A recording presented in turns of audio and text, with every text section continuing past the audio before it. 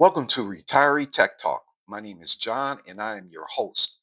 In this session of Retiree Tech Talks, I wanted to talk to you about protecting yourself and what to look out for when it comes to your data being compromised, you particularly being targeted for phishing attacks, and things that you can do to better protect yourself. So I'm going to jump right into it. I am an IT professional. I've been doing this since 1982, primarily setting up and troubleshooting and providing technical support on for end users who are using the computer in the remote, as well as in the office, as well as remote sites that may need to call in. So I've got a pretty good experience with computers. Now, one of the biggest things that has happened to me, and I'm using myself as an example, is the security breaches. So the security breaches are when there's an establishment that you go in and do business with, and you set yourself up. They get your information, your driver's license, your address, your email address, and sometimes they may scan copies of your driver's license and they keep it in a repository because you are now one of their customers. Every now and then, through some type of attack, they will gain the access to all that information. And when I say they, we're going to term them bad actors. These are those guys who they spend every day trying to come up with ways to get people's data so they can go out and either sell it or they can go out and make purchases on your behalf and it may be refunded and get the money put on a either in a form of a some type of reimbursement or something like that. But primarily they will purchase items and then they would resell it like on eBay, or they're taking orders from somebody who may want washing machines. Okay, these washing machines are over here. I got them. Get someone over here to pick them up. They've gone out and used your credit card to make these purchases. So what happens is once this is detected, you'll get a notice. So I have here a notice from Change Healthcare, and it says to John, we are sorry to tell you about a privacy event. This letter is from Change Healthcare. We work with many doctors, health insurance plans, and other health companies to help provide health services benefits. This event may have involved you. Then it goes on to what happened. On February 21st, 2024, CHC found activity in our computer system that happened without our permission. That's called unauthorized access.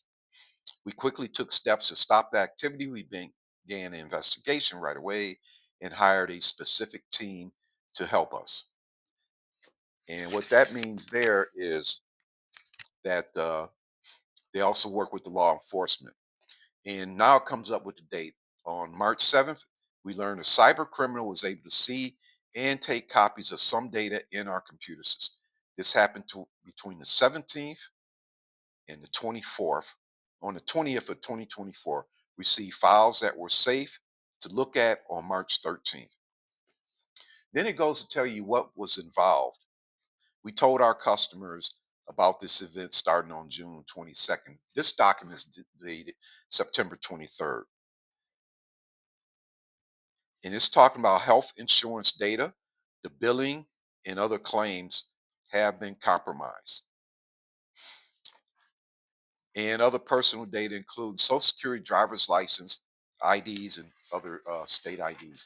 So with this document, they're sending, and they're also typically, they offer you some type of monitoring. So if you ever have one of these, start saving these. Um, these for me are happening more and more frequently. So I would have to file this away. I was looking for the other ones, but I must have already put them away somewhere. And I just couldn't find them before I decided to do this presentation. But that's very important. You keep track of these. Now, what happened after that? Once they get your email, you're going to start getting all types of offers for everything under the sun. Um, Even if it's something that you want and they're sending it to you, you didn't ask for it, you didn't subscribe, you didn't make a purchase with these people, don't click on it. Just ignore it. Go out and do your own research for whatever you want. And you also want to be very, very careful when it comes to you have been selected for this. If you get something like that, delete it. As well as go ahead and fill this out for your sweepstakes for a Walmart $500 um, gift card, anything like that, any wording, because those are questionnaires. And what it'll do is you'll have you fill out all kinds of information related to your lifestyle and what you do. And then they'll start sending you messages, or they'll just go in, they'll get the needed piece of information missing to their hack that they need to hack you, and then they'll go ahead and complete whatever they were doing. So watch the emails. You're going to get a lot of those. The biggest ones that I'm getting right now is from my internet provider. So I'm getting these mails saying, "Hey, we need you to update your billing. Go ahead and click this link, or you have a past due message." Pretty much every year in January, I get a new email from Apple saying that this purchase was made. Go ahead and do this to verify it or check.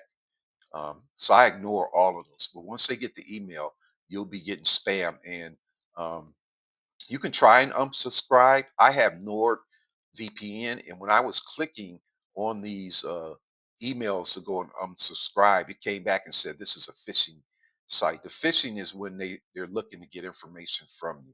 So that's the number one thing you want to watch out for is those emails, as well as a recap. You get these documents, get yourself a Manila folder and just start saving them. And I'm going to tell you why. So I had a herniated disc surgery, and the healthcare provider had paid the bill. There was a hack at one of the sites that I went in for imaging. I got a letter from them, and it said that we were compromised. I later, um, from the healthcare provider, sent me a document that said you don't have to do anything, but it was explaining that we've already paid this bill and we will not be paying it. It is a possibility that somebody knew that I went in and had the surgery and they were trying to build the healthcare, or they're monitoring my email. I do get a few weird messages, but I feel pretty confident. My password has been changed and I have the verification. Usually, if you get prompted for verification, that could be a indication that someone's trying to impersonate you and access your account. Every now and then, even the financial websites that I go to, I've already told them that this is a safe device, and I have to go verify again. That could be something um, that's an indicator that someone's trying to impersonate you and get in because you're having to re-verify yourself. The other thing is when you go to verify with that verification, it only typically happens when you're calling in to check with your financial institutions. If you're calling in, hey, let's go ahead and verify you, you want to start transferring money or make a trade, they're going to send what's called an OTP code. They should always send it to you and then you read it back to them. It should not be the other way around. Them calling you, hey, we need to fix this. I'm going to send you a code. You read the code back. Because what they could be doing is right at the login of your financial site with your user ID and password that has been compromised from some hack, and they just need to get that OTP code or the verification code from you. So don't ever give that out to anybody. And matter of fact, be suspicious of anyone who calls in. So that was another example. The other thing is you want to watch your phone calls. If you're getting calls from numbers that you don't recognize and they don't leave a message, then you probably want to block those numbers. This year alone, I got a call from someone. He had an offshore accent. I noticed that right off the bat. And he said that Allstate had reduced insurance rates in my area and that they wanted to offer me a quote or possible save some money on my insurance. That type of stuff requires you to fill out a questionnaire and run a credit report. I said, no, I'll call them on my own. I hung up. So that's an example. I also had a televisit scheduled, and I think I did have the televisit. Anyway, someone from teledoc was calling me, and the call was breaking up, and they were calling, "Hey, we're calling to introduce ourselves and provide support for you with teledoc."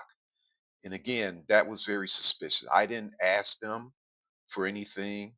They had sent me one or two emails. Again, I ignored those.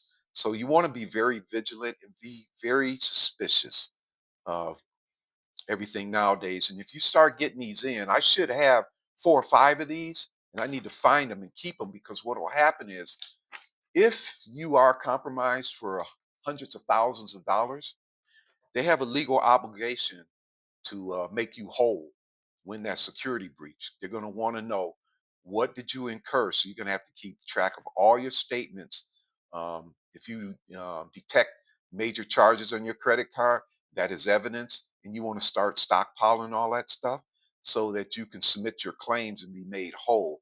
And you also may want to think about retaining an attorney to work with these people on getting that money back, and getting you taken care of, made whole as fast as possible.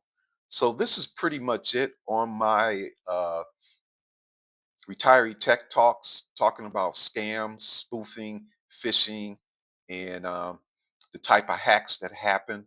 Our information is being out there; it's being sold back and forth, and then some of these people get this big list, and they, well, I'm going to start going down here. And the other thing that I want to tell you is that they will use YouTube to and study your videos to get more information about you. Um, it's happened before. I'm no longer a member of Facebook and LinkedIn.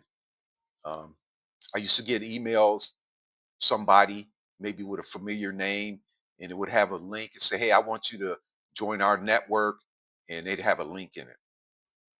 So the social media sites, we have to be very, very careful about what information we put out there, and what we talk about, because that's how they learn about you. They physically study you by watching social media. So this is it on Retiree Tech Talk. I hope you found this helpful, and I hope you have a good holiday. I've got some other videos coming out, and just have a good day.